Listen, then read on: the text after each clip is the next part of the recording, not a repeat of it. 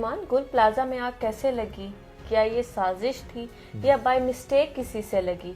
इसकी भी CCTV footage सामने आ गई है और इसके साथ ही इनिशियल इन्वेस्टिगेशन रिपोर्ट भी आज मैं आप लोगों को दिखाऊंगी कि उन लोगों ने क्या दरियाफ्त किया कि किस वजह से ये सारा मामला हुआ है और उससे पहले आग लगने से पहले गुल प्लाजा में क्या कुछ हो रहा था। यानी कि आज की इस वीडियो में लोग देख लेंगे कि एग्जैक्टली जिस टाइम आग लगी कहाँ से लगी, कैसे लगी और वहां पर उस वक्त क्या हो रहा था और उसके पीछे जिम्मेदार कौन है। I think this is very important क्योंकि जो इंसिडेंट हुआ वो तो हम सबके सामने ही है, लेकिन इसमें सबसे ज्यादा इम्पोर्टेंट बात यही जानने वाली है कि ये किसकी मिस्टेक थी। वीडियो में आगे बढ़ने से पहले कुछ ही वीडियोस लाजमी दिखाऊंगी ताकि आप लोग भी उस पेन को फील कर पाएं जो उस वक्त वहाँ के 100 के करीब खानदान पेन फील कर रहे हैं। भाई कुछ करो, ऊपर से उठाओ ना भाई इसको यार, बेटा मेरा बहुत खूबसूरत है यार, तुम देखेगा तो बोलेगा वाकई यार मैं क्या करूं बोलो। आखिरी बार आपका राब्ता कब हुआ था बेटा? हफ्ते को ही राब्ता हुआ था रात में 1 बजे करीब, उसके बाद कोई राब्ता नहीं हुआ। बस मेरे बच्चे को निकाल तो सही सलामत हो रहा है, कुछ नहीं चाहिए। मौजूद अगर भाई ने कॉल की थी अपने अब्बू अम्मी के नंबर पे ना कि मुझे जो है ना बचा लो। ऐसा मेरा भाई था और मेरा अब्बू, मैंने वहाँ से छलांग मार ली तो भाई मेरा अंदर ही रह गया। चल नहीं मिल रहा। प्लाजा में कभी भी आग नहीं लगी, ये मिली भगत है।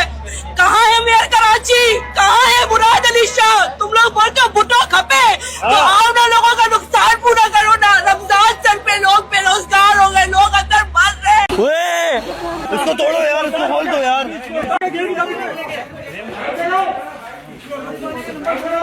बस जरा सा भी नहीं आ रहा सांस। हटना हटना, हटो। तो अभी क्या करेंगे? अबे सांस ही नहीं आ रहा बाहर तो। अब तो अंदर भी नहीं आ रहा। मेरे मामू का 27 साल का बेटा है जिसकी 3 महीने का भी बच्चा है। एक 17 साल का बच्चा है छोटा जो वर्कर है। एक और है 40 साल का, उसकी 3 बेटियां हैं। हाथ जोड़ के दरख्वास्त कर सकते हैं हमारे भाई को दाग के दे दें यार। हमारी बच्चियां रो रही है, उनकी छोटी छोटी सी बच्ची है। आप लोगों ने देख लिया कि किस दर्द की इंतहा से ये लोग गुजर रहे हैं। उनकी बरसों की जमा पूंजी उन्होंने गंवा दी है, उनके अपने प्यारे।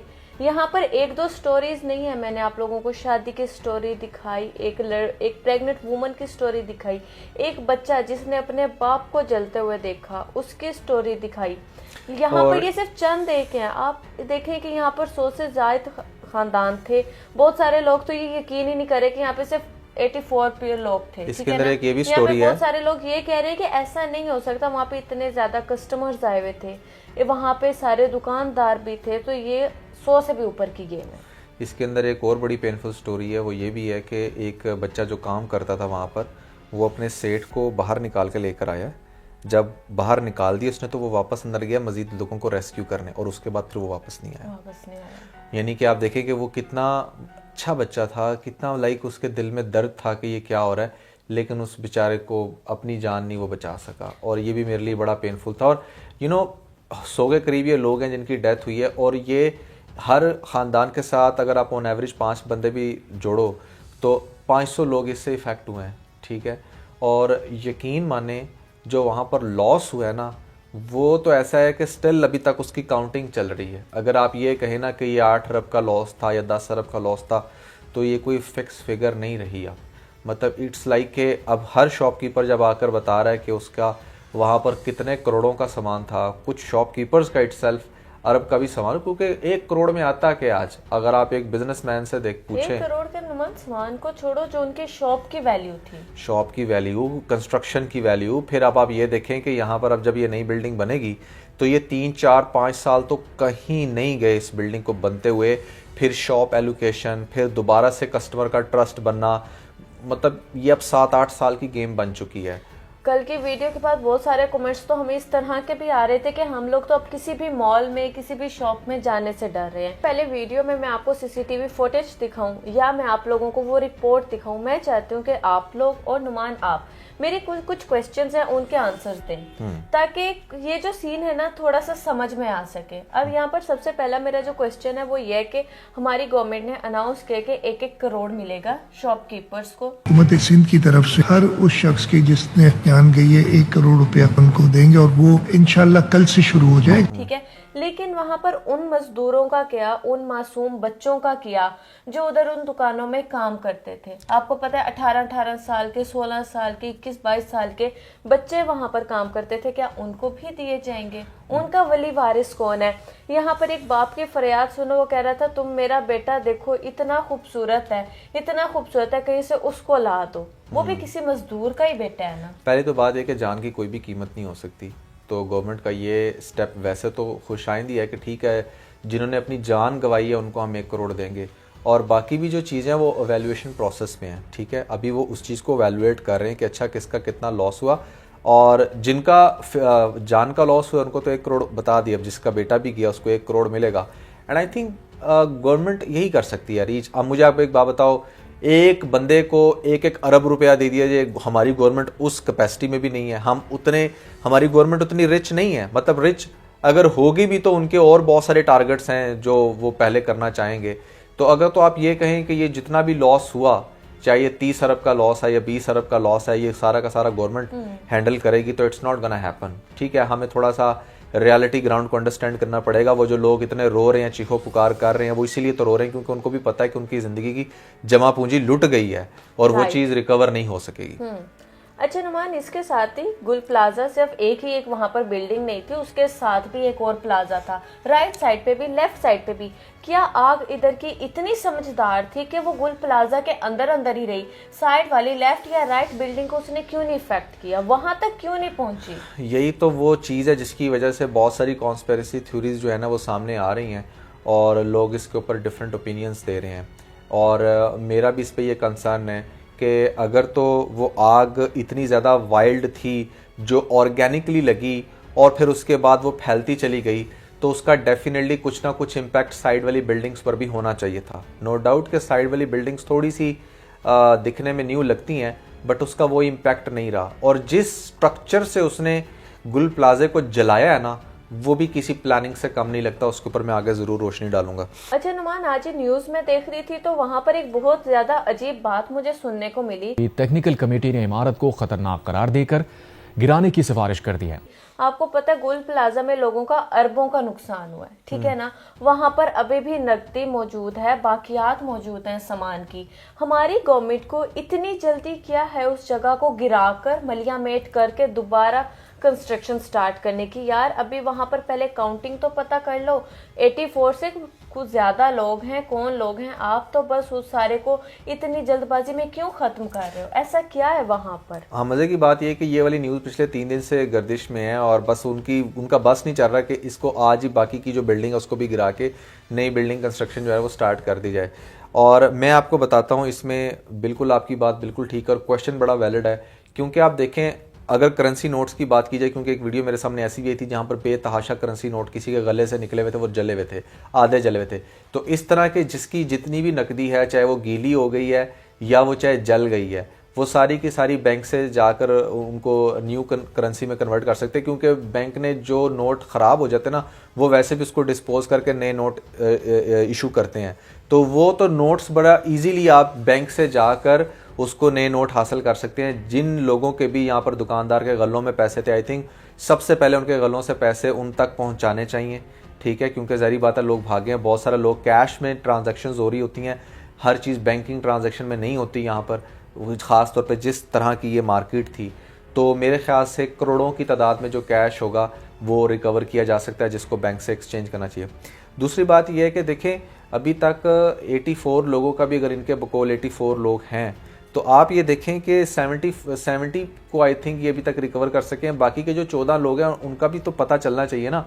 और आप ऐसे तो नहीं एकदम से गिरा के बिल्डिंग, हो सकता है कोई किसी कोने में कोई मौजूदा हो, क्योंकि एक इंसान के अंदर इतनी कैपेसिटी होती है कि वो 15 दिन तक भी जिंदा रह सकता है, 16-20 दिन तक भी जिंदा रह सकता है, अगर तो उसने अपने आप को सिक्योर कर। तो कोई एक जान भी अगर बच जाए तो बड़ी बात है। आई थिंक उसको प्रॉपर सर्च ऑपरेशन उनको अपना पूरा करके शुरू करना चाहिए। तो अब मैं उस बात पे भी आ जाता हूँ कि यहाँ पर ये क्या साजिश। अच्छा नुमान, इस साजिश वाली बात पर भी आते हैं, लेकिन उससे पहले मैं चाहूंगी कि एक मुतासरा खातून का आप यहाँ पर इंटरव्यू सुने।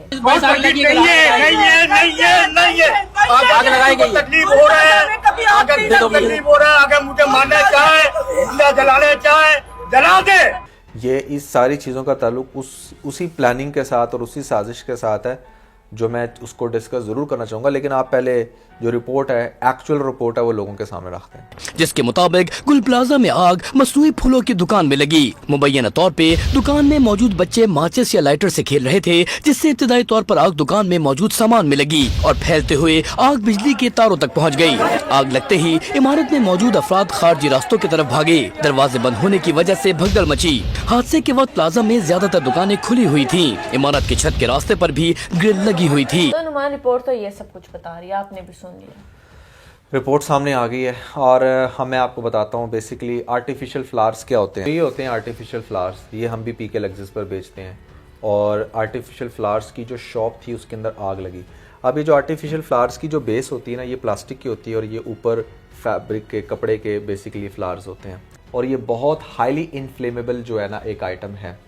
तो इनकी इस रिपोर्ट से मैं पार्शली एग्री करूँगा, पार्शली डिसएग्री। एग्री किस बात से करूँगा, अगर मैं आपको दिखा सकूं, क्योंकि अक्सर जब मैं भी बाय करने जाता हूं इस तरह की शॉप से, तो आप इस वीडियो के अंदर देखेंगे किस तरह ये जो सारे फ्लावर्स हैं वो एक दूसरे के साथ जुड़े हुए हैं।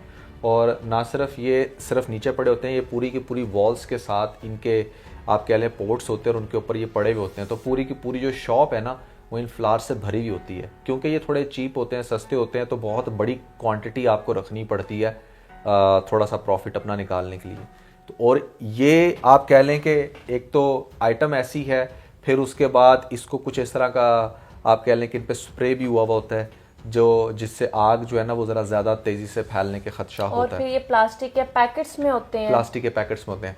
तो ये उन्होंने, ठीक है, हमारी इन्वेस्टिगेशन ऑफिसर्स इतने तो एडवांस ज़रूर हैं कि उन्होंने ये देख लिया कि आग कहाँ से ट्रैवल करके आई। कुछ ऑब्वियसली शॉप्स, इतनी बड़ी मार्केट थी, अंदर सीसीटीवी फुटेजेस भी होंगी वो सब जो हो चुके, वेस्ट हो चुके। हाँ, लेकिन कुछ ना कुछ तो उन्होंने डीवीआर में रिकवर कर ली होगा ताकि ये देख सके, किसी एक कैमरे ने भी हेल्प कर ली। अच्छा, अब आग जो इनका ये कहना है कि आग यहाँ से शुरू हुई, ठीक है, मैं मान लेता हूँ। इनका ये भी कहना है कि दो बच्चे माचिस और लाइटर के साथ खेल रहे थे। बिल्कुल बिल्कुल, मैं उसी तरफ माचिस और लाइटर के साथ वो क्या खेल रहे थे और वो जो दो बच्चे थे वो उस शॉप के अंदर क्या कर रहे थे। पहली बात उनका खेलना, और फिर दूसरी बात यह है कि अगर वो खेल रहे थे तो दैट मीन्स कि उनके पेरेंट्स भी वहाँ पर होंगे और वहाँ पर वो ऑनर भी होगा। और जब उन्होंने आग जलाई तो क्या वो उसको रिकवर नहीं कर सके, वो आग भड़क उठी, वो भी साथ ही जल गए। एक लाइटर से मैं उस तरफ आता हूँ। मैं मान लेता हूँ कि उस शॉप के अंदर आग लग गई, ये सारे फ्लावर्स जो हैं वो जलना शुरू हो गए और वहाँ से वो बंदे भागे। चलें, उस शॉप से जब बंदा भागेगा, वो बाहर निकलेगा या कोई भी उसको देख रहा होगा वहां पर, वो आगे जाकर बताएगा, तो वो कुछ ना कुछ तो एक पता चलेगा ना लोगों को, अच्छा वहां पर आग लगी है। यहां पर आग पता कैसे लगी थी, जब आग लगी थी ना, इन लोगों ने देखा कि अच्छा यार पॉइंट ए पर आग लगी है, लोग भागकर जब बाहर निकलने की कोशिश की तो आगे भी आग लगी हुई है, उधर भी आग लगी हुई है, हर तरफ आग लगी हुई है, धुआं हर तरफ से निकल रहा है। तो किसी एक पॉइंट पर अगर आग लगी हो तो इतनी ज़्यादा अमवात नहीं हो सकती। आप ये ज़रूर कह सकते हो कि हाँ यार वो शॉप जल गई या वहाँ पर लोग इकट्ठे होकर उन्होंने वो बुझा दिया उसको, या 1 से 2 शॉप्स जल गई।